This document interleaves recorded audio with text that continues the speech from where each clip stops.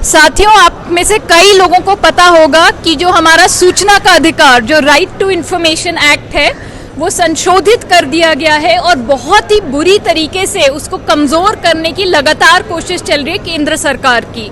हाल ही में एक data protection act, digital personal data protection act, जिसको कि शॉर्ट में डीपीडीपी एक्ट कहा जाता है, वो लाया गया है और उसमें सरकार ने सीधा सीधा ये बोल दिया है कि अब से सूचना के अधिकार में कोई भी व्यक्तिगत जानकारी आपको नहीं मिलेगी।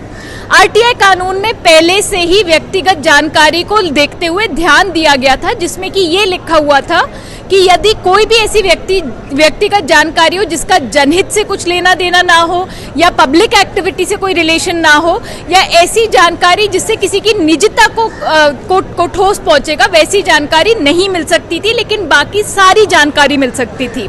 डीपीडीपी एक्ट के माध्यम से सरकार ने क्या करा है, ये सारे प्रोविजंस, ये सारे प्रावधान हटा के सीधा सीधा बोल दिया कि अब से आपको कोई व्यक्तिगत जानकारी नहीं मिलेगी। अब इसका असर आप सोचिए, लोग आरटीआई डालते हैं, पूछते हैं कि ये कौन से पूंजीपति हैं जिनके लाखों अरबों रुपए के बैंक लोन्स माफ कर दिए गए। आफ्टर ऑल, जब वो बैंक लोन माफ होते हैं तो आपके और मेरे टैक्स पैसे से उनकी भरपाई होती है। तो कौन है ये पसंदीदा जो इनके चुने हुए जो कैपिटलिस्ट हैं जिनके ये लोन माफ करते हैं? अब आप उनका नाम पूछेंगे तो सरकार बोलेगी ये तो व्यक्तिगत जानकारी है, हम आपको नहीं देंगे। हम जानकारी मांगना चाहते हैं कि भाई किस किस को राशन नहीं मिला, किस किस को नरेगा में वेजेस नहीं मिले, क्योंकि अब संघर्ष तो तभी कर पाते जब आपके पास जानकारी हो। सरकार बोलेगी ये तो व्यक्तिगत जानकारी है, हम आपको नहीं देंगे।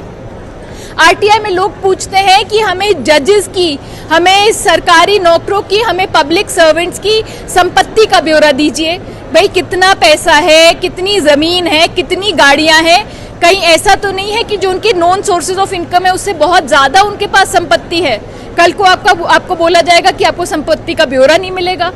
कल को ये भी हो सकता है कि सरकार बोले कि अब से हम इलेक्टोरल लिस्ट को भी हम पब्लिक में नहीं डालेंगे, क्योंकि उसमें भी तो व्यक्तिगत जानकारी है, आपका नाम, आपका पता। तो इस तरीके से यदि ये कानून जो ऑलरेडी संशोधित हो चुका है, इसको अगर वापस नहीं लिया गया तो आज से बहुत मुश्किल हो जाएगा हमारे सूचना का अधिकार का हमारे लिए इस्तेमाल करना और सरकार से जवाबदेही मांगना। इसलिए हम चाहते हैं कि ये संशोधन सरकार वापस ले और आरटीआई जैसा था वो वैसा ही रहे।